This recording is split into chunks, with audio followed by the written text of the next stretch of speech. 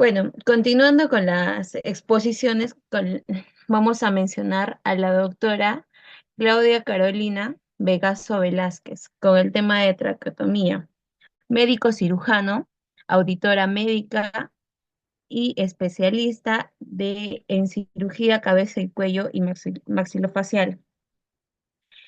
Actualmente lleva laborando en el IREN Sur de Arequipa y a su vez fue coordinadora en el servicio de psicología, perdón, en servicio de cirugía de cabeza y cuello maxilofacial del Hospital Goyeneche de Arequipa. Adelante, doctora Claudia.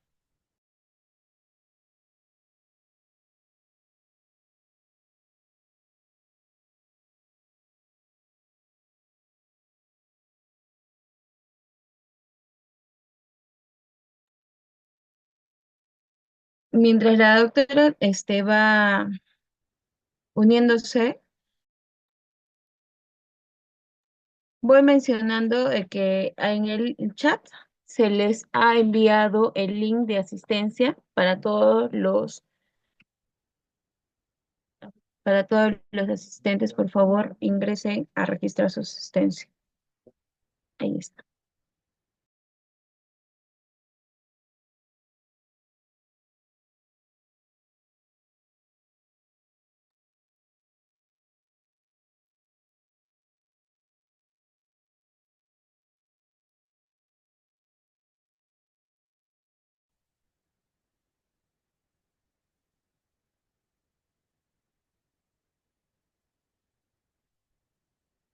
Ya, volvimos a enviar el link.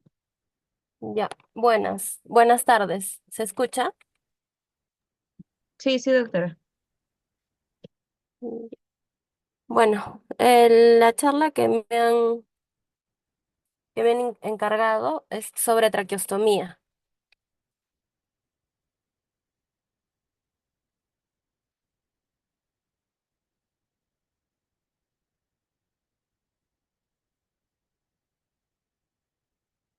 Ya, bueno, la definición, eh, la traqueostomía es un procedimiento que se conoce desde la antigüedad y básicamente es para hallar una vía alterna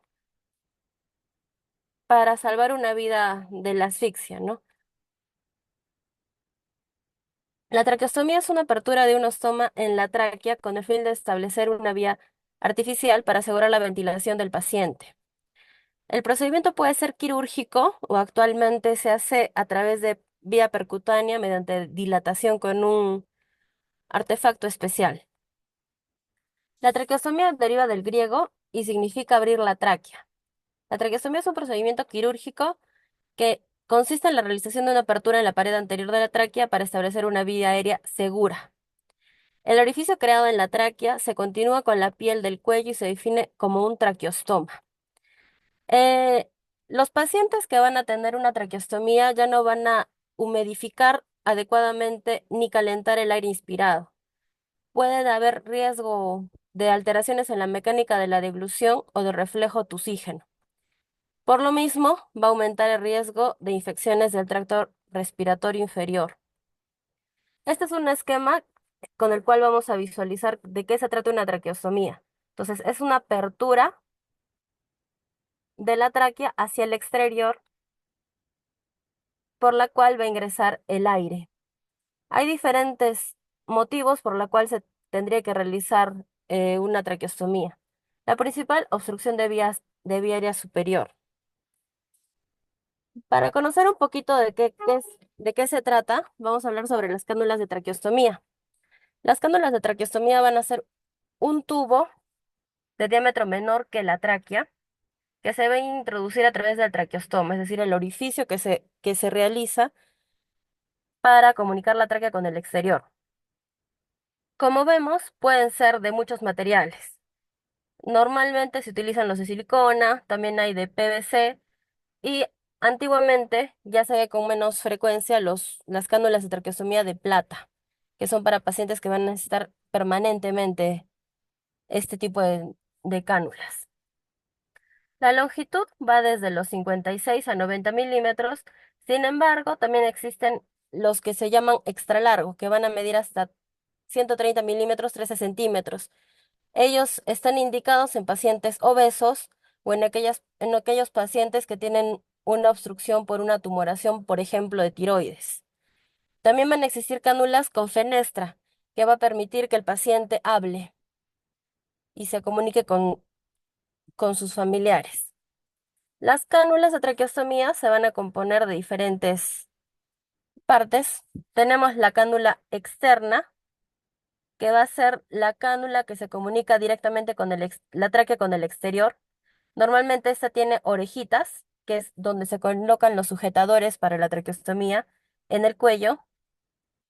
También esta cánula generalmente puede tener un globo, un balón que normalmente lo utilizamos cuando recién se realiza la traqueostomía o en aquellos pacientes que tienen riesgo de broncoaspiración. Esa es la cánula externa. La cánula interna es una cánula que tiene menor diámetro y que va a introducirse dentro de la cánula externa. Esta cánula interna nos va a servir mucho para evitar que las secreciones se queden ahí permanentemente, debido a que a esta la podemos retirar, hacer la higiene y volver a colocar cuando ésta esté limpia. Entonces, nos va a ayudar a asegurar la permeabilidad de la vía aérea. Nos va a ayudar a evitar oclusiones y nos va a ayudar, por ejemplo, cuando se quieren formar los tapones de moco. El balón, como se le dijo, la utilidad normalmente está cuando el paciente está conectado a ventilación mecánica, porque nos asegura el flujo de, de aire con el ventilador. También al inicio, cuando se realiza la traqueostomía, debido a que esto nos va a ayudar a que no haya aspiración de la sangre. Y también en aquellos que tengan mucho riesgo de aspirarse. Entonces, también al inflar el balón, va a ocluir la vía aérea y va a evitar eso. Y por último, la guía o el obturador, que es el que nos ayuda a colocar la cánula de traqueostomía en su posición. Los tipos de cánula de traqueostomía, como se dijo, según el material, pueden ser metálicos, de silicona, de PVC. Según la presencia de balón, pueden ser balonados y no balonados. Los no balonados se utilizan generalmente en pacientes que no dependen de ventilador, en pacientes que no tienen riesgo de aspiración de secreciones. Y los fenestrados se utilizan en pacientes que también lo van a tener permanentemente para que se puedan comunicar con su medio externo. En el caso de los niños, todas las cánulas de traqueostomía de niños no, son no fenestrados.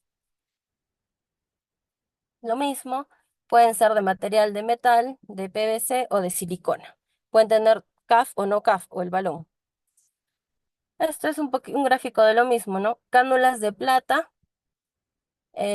Aquí podemos ver la fenestra, que es las fenestras nos van a ayudar a que el paciente se comunique al ocluir la cánula. Entonces, ¿cuándo se indica una traqueostomía? Primero, cuando el paciente va a tener una ventilación prolongada, más de 15 días conectado al ventilador mecánico, debido a que a partir de ese tiempo hay mayor riesgo de isquemia de la tráquea. Obstrucción de la vía aérea superior pueden ser, por ejemplo, cuerpos extraños, pueden ser por tumores laringeos, tumores de tiroides que comprimen la tráquea, lesiones neurológicas, malformaciones craneofaciales, por ejemplo, en pacientes que tienen hipoplasia mandibular, algunos pacientes con síndrome de Pierre-Robin, traumatismos, por ejemplo, también en fracturas de mandíbula complejas que disminuyan la luz traqueal y también en aquellos que haya edema grande de partes blandas.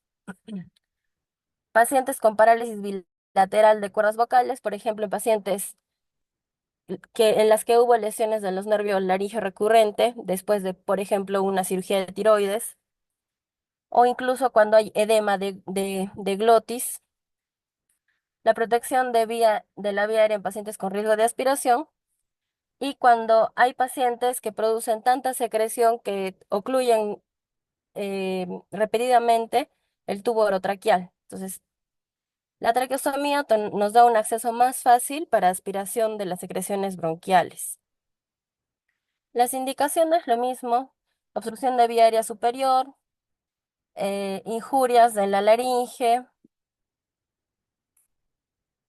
La traqueostomía se puede realizar de urgencia, por ejemplo, en aquellos pacientes en los que haya cuerpo extraños laringios, que no se puede extraer el cuerpo extraño y está empezando a disminuir la respiración del paciente, cuando hay edema de laringe, cuando hay edemas de base de lengua, también cuando hay, por ejemplo, hay abscesos como la angina de Ludwig, que también nos produce inflamación del piso de boca, que también va a impedir la respiración, epiglotitis, cuando hay estenosis laringea, que esto es posintubación, malformaciones congénitas, neoplasias laringeas, parálisis de cuerdas vocales y traumatismos. Electiva cuando es preoperatoria en grandes intervenciones neuroquirúrgicas o del cuello. Por ejemplo, un paciente que tiene anquilosis del ATM bilateral, que no abre la boca, pacientes que ya sabemos que van a tener una cirugía extensa a nivel de piso de boca, también para prevenir. Previo irradiación del cáncer laringio, porque por la radioterapia puede haber inflamación de cuerdas vocales y cerrarse completamente. Enfermedades neurológicas degenerativas, para eliminar secreciones traqueales en, respiratorio, en patologías respiratorias crónicas. Vamos a recordar un poquito de anatomía.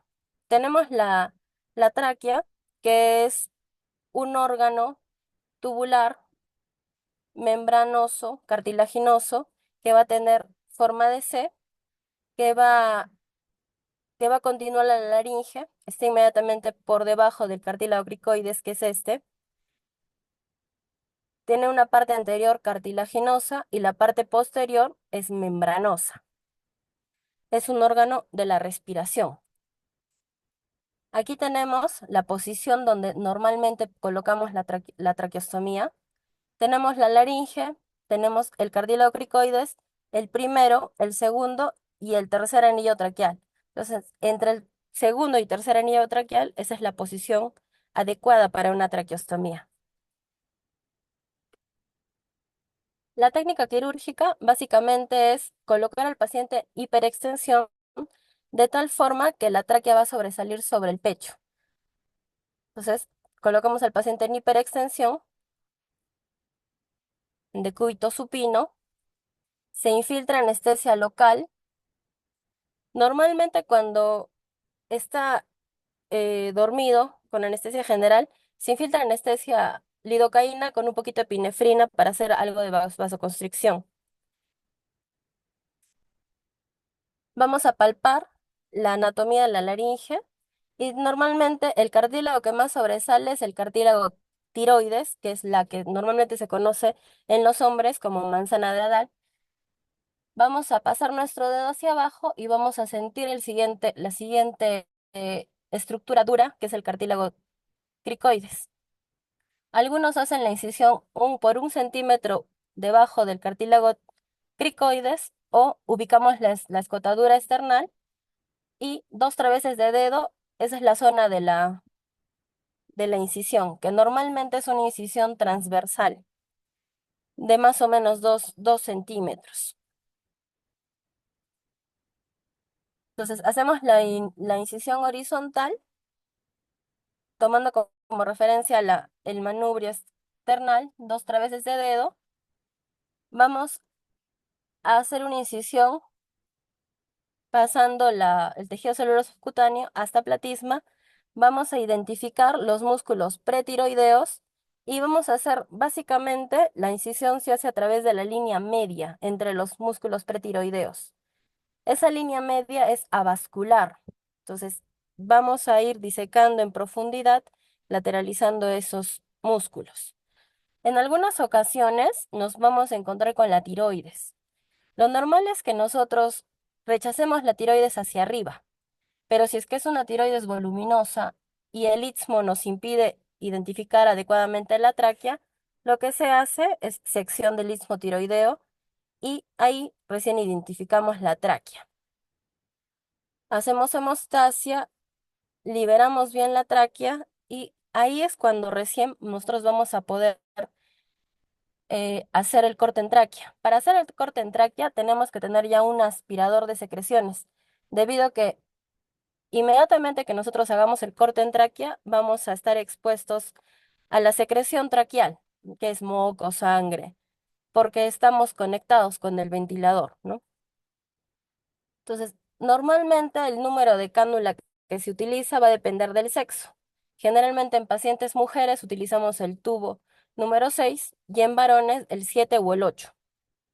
También de qué va a depender. Si es que hay algún obstáculo, ¿no? Por ejemplo, un tumor de tiroides, vamos a tener que utilizar un tubo extra largo, ¿no? O si hay bastante panículo adiposo, como por ejemplo en los pacientes obesos, también un tubo extra largo.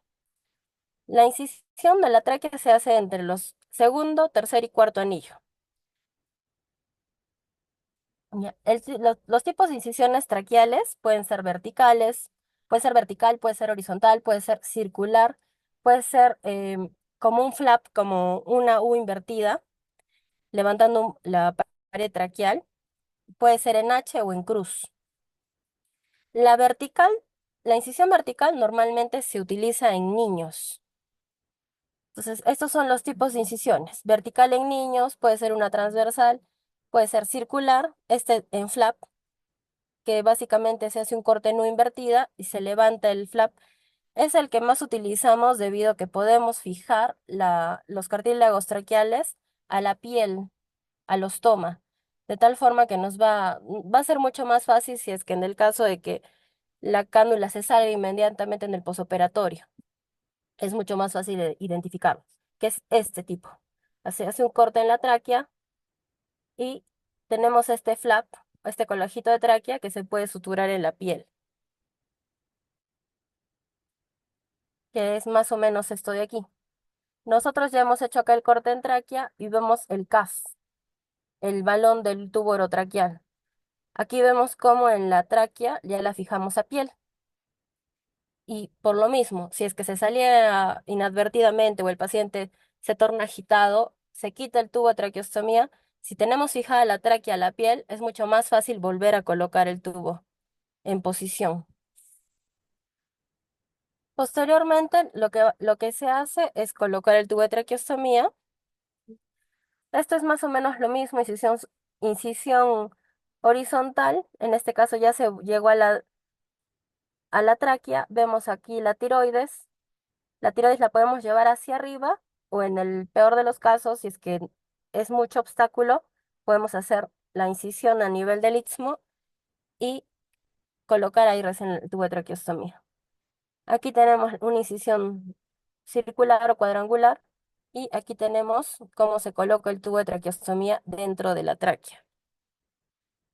Esto es más de lo mismo. Entonces, hacemos el ingreso y colocamos el tubo de traqueostomía en el lugar que le corresponde. Este es un video cortito, ya, en el que nos explica, ¿no? Tenemos el paciente intubado, con el cuello hiperextendido. Aquí podemos reconocer las estructuras. A 2 centímetros de la horquilla esternal, infiltramos anestesia local con vasoconstrictor, hacemos la incisión. Lo primero que vamos a encontrar al hacer la incisión va a ser grasa, luego los músculos pretiroideos. Por la línea media es donde profundizamos. Si es que nos obstruye el istmo, hacemos la ismotomía y ahí hacemos nuestro anillo, nuestro orificio en la tráquea. Colocamos el tubo de traqueostomía. Una vez que nosotros estamos seguros que comprobamos capnografía, fijamos la traqueostomía con puntos en piel y con el sujetador que ella trae.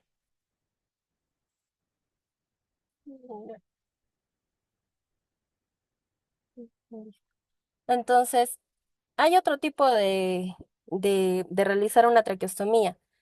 Hemos hablado de la quirúrgica, ahora tenemos la traqueostomía percutánea, que en muchas ocasiones se dice que es más beneficioso. ¿Por qué? Porque se realiza en la UCI, porque normalmente no tiene menos gasto, se puede realizar inmediatamente sin trasladar al paciente. Entonces, es una técnica alternativa que es para pacientes que están intubados en UCI. Tienen que estar intubados sí o sí. Se realiza bajo monitorización continua. Eh, en un sistema de salud ideal se hace con broncoscopía, de tal forma que nosotros vemos dónde está ingresando el tutor de la cánula de traqueostomía. En un mundo ideal podríamos evitar lesiones y esto se hace a través de un kit que va a ingresar una agujita tráquea y posteriormente va a ingresar un dilatador que nos va a ayudar a colocar el tubo de traqueostomía, que es algo así. Ya, entonces, primero se hace con una aguja que va a ingresar transcutáneamente y posteriormente ingresamos el dilatador. Entonces, la aguja ingresa primero a la vía aérea, ingresamos el dilatador y el dilatador nos va a servir de guía para ingresar el tubo de traqueostomía. Aquí lo que sí podemos ver es que aquí vemos el CAF del tubo orotraqueal, ¿no? Que es el que se va a retirar una vez que ya tengamos asegurada la vía aérea, siempre comprobando la capnografía. Entonces, las ventajas de la traqueostomía percutánea es que evita el traslado de UCI al quirófano, evita diseminar las bacterias que hay en UCI, reduce los costos, mejora el flujo de pacientes en UCI debido a que se realiza en el mismo lugar y reduce la neumonía nosocomial. Las desventajas es que, por ejemplo, no tenemos normalmente el broncoscopio a mano, necesidad de personal cualificado y el personal tiene que estar capacitado para convertir, si es que hubiese algún tipo de complicación, la traqueostomía percutánea a una traqueostomía quirúrgica. ¿Cuáles son las complicaciones de la traqueostomía? Primero, en los niños, que puede haber dificultad para reconocer las estructuras, debido a que en los niños la tráquea no es tan dura, la tráquea tiene menor diámetro. Entonces, ahí es bien difícil realizar rápidamente una traqueostomía. Una complicación cuando hay tumores tumores que desplacen la vía aérea, ya sea en tiroides. Por ejemplo, cuando es a ciegas, que se podría decir la traqueostomía percutánea, lesión de algún vaso, ¿no? Dificultad para hacer hemostasia. El neumotórax, cuando después de colocar la traqueostomía, a pesar de eso no disminuye la dificultad respiratoria, puede haber neumomediastino, puede haber cardiorrespiratorio, puede haber edema pulmonar, parada cardíaca. Algo que también podría ocurrir con mayor frecuencia en las traqueostomías percutáneas es la fístula traqueoesofágica. Como se explicó, porque a veces no hay control, ¿no? No hay broncoscopio que nos diga que ya estamos llegando al tope. Lo que yo sí he visto, por ejemplo, en el Hospital Goyeneche, en Shock Trauma realizan la traqueostomía percutánea guiados por ecografía. Entonces, es una forma de disminuir ese tipo de lesiones, ¿no? Cuando las traqueostomías son altas y están cerca del cartílago cricoides, también pueden generar mayor riesgo de fibrosis y estenosis. Las inmediatas, una hemorragia posoperatoria, enfisema subcutáneo, que la cánula se desplace. Algo muy frecuente es oclusión del tubo de traqueostomía por coágulos o por moco. Aspiración, disfagia,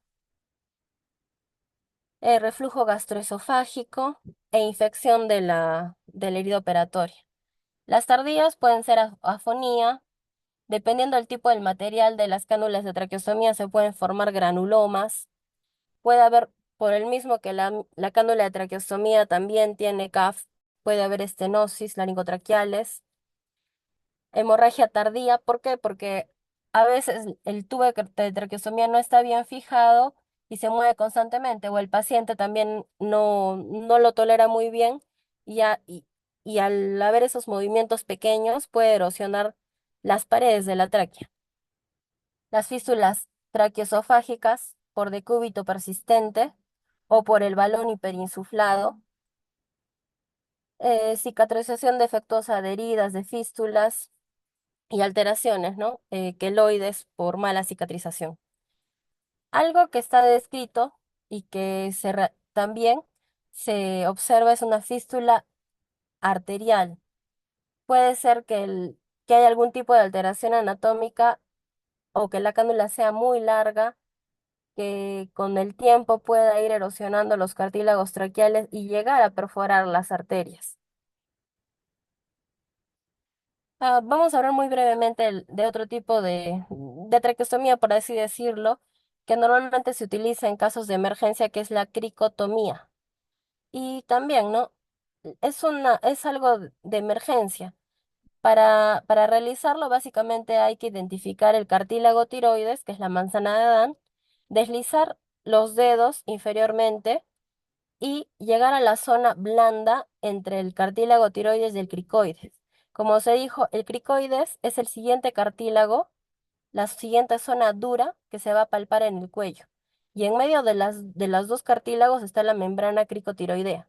Ahí es donde se hace esta cricotomía de emergencia.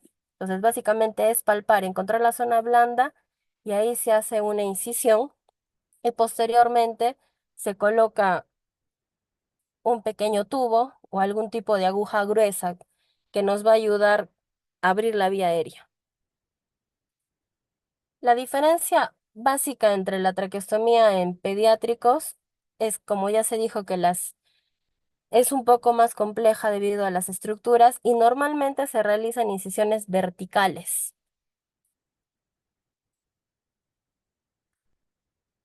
En cuanto a los cuidados posoperatorios inmediatos, tenemos que hacer curaciones diarios y cuidados de la piel. Se tiene que hacer la limpieza de la cánula interna. Esto es muy importante, debido a que hacer eso nos va a evitar grandes complicaciones, como es la obstrucción o la formación de moco o coágulos en la tráquea. Esto puede llegar a ser fatal debido a que si es que no aspiramos por lo menos las primeras horas, los primeros días, se forman. Poco a poco se va acumulando el coágulo, el coágulo, el coágulo, el moco junto con la sangre que van a ocluir la cánula interna y pueden producir asfixia. Y en personas que no conocen, el paciente puede fallecer por algo tan simple como es retirar la cánula para limpiarla. Como ya se dijo, eh, la traqueostomía va a producir una alteración en la humidificación porque va a ingresar el aire directamente al tracto respiratorio. Entonces hay que humidificar, ya sea con nebulizaciones o humidificador ambiental. El inflado del balón, el balón tiene que estar inflado sí o sí cuando el paciente está conectado a ventilador. Cuando el paciente ya se vale por sí mismo, ya no está conectado a ventilador, el CAP debe ser desinflado. Por lo que se dijo, ¿no? Una complicación frecuente es por hiperinsuflación, el balón puede llegar a producir isquemia de la mucosa traqueal. Y al producir la isquemia puede llegar a formarse granulomas, estenosis, o en el peor de los casos puede llegar a deshacer la pared posterior de la tráquea y comunicarse con el esófago. Esas son las fístulas traqueoesofágicas tardías. El recambio de cánula, si es que es inmediatamente el posoperatorio, se hace por balón roto, por obstrucción, porque el tubo de traqueostomía fue muy corto o para disminuir el diámetro de la decanulación. En pacientes que ya van a ser portadores permanentes de traqueostomía, se aconseja que el cambio de cánula de traqueostomía se dé entre los 3 meses a 6 meses. Entonces, esta es la traqueostomía. ¿Cuándo se decanula? Uno, cuando el proceso patológico que llevó a hacer la traqueostomía ya se resolvió. Cuando queremos empezar a cuando queremos cambiar el tubo con balón por uno que no tenga balón, o cuando queramos empezar a hacer la decanulación, ¿no? Que se va disminuyendo los tubos de traqueostomía progresivamente. Algo, algo rápido de sobrecuidados del paciente traqueostomizado, porque la exposición que sigue va a tratar de eso. Básicamente hay que evitar que se formen costras en la zona periostomal. Se aconseja que el, el sujetador esté por lo menos, esté ajustado, pero dejando pasar por lo menos un dedo a este nivel. Se aconseja que el tubo no esté en contacto directamente con la piel porque puede formar ulceraciones, puede formar cicatrización. Normalmente por lo menos debería tener una gasa, ¿no? Entre la piel y el tubo de traqueostomía. El cuidado siempre tiene que ser siguiendo las normas de higiene, ¿no? Lavado de manos, la piel debe mantenerse limpia. Por eso es que normalmente hay que cambiar, ¿no? Porque hay pacientes que producen tanta secreción que humedecen las gasas y a veces hay personas que le dejan las gasas húmedas. La piel se macera, se ulcera, puede haber mayor complicación, mayor riesgo de que formen granulomas. Nuevamente, es muy importante la limpieza de la cánula, ya para evitar que se obstruya. Otra vez se dijo que el cambio de cánula tiene que hacerse entre los 3 y 6 meses y ya el cambio de cánula se puede hacer a partir de las 2 semanas después de la colocación. Eh, Esto es algo muy importante. ¿Cuándo aspirar la cánula de traqueostomía? Porque normalmente en las indicaciones siempre se deja, ¿no? Aspiración a demanda. Por ejemplo, cuando empezamos a escuchar ruidos respiratorios anormales, que nos dan la impresión de que se está tapando la cánula. Cuando hay un patrón respiratorio irregular. Cuando hay cambios en las secreciones, ya sea aumento de la cantidad, que puede ser como consecuencia de una infección respiratoria, aumento en la consistencia, aumento y la coloración, ¿no? Por ejemplo, si hay esos microtraumas y produce sangrado, pueden formarse costras, entonces lo mejor es aspirar constantemente.